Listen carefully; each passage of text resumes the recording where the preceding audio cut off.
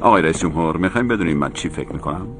من جهانی رو میبینم که 25 سال دیگه منابع آمریکا توش از بین رفته. تمومه.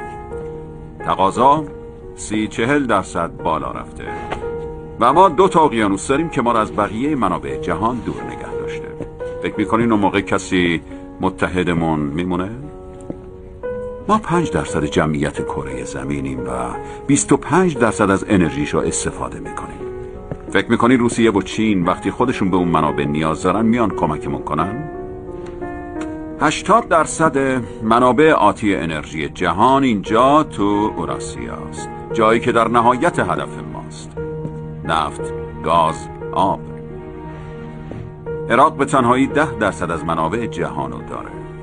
60 تا از 80 چاه نفتش هنوز دست نخوردن و حدود 100 میلیارد بشکه هم تو صحرای غربیشون دارن. تو دریایی از نفت شناور. ما در بیش از 120 کشور در سرتاسر جهان پایگاه داریم.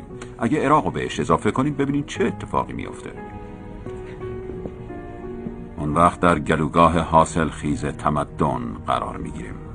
منابع فوق‌العاده ما در دجله و فراته. تو جورچینی که چیدیم همه تکه‌ها باید سر جاشون قرار بگیرن و این وسط چی کمه؟ ایران. منبع اصلی. ایران 3مین منبع نفت جهانی رو داره. 40% از نفت جهان درست از اینجا، یعنی تنگه هرمز، رد میشه.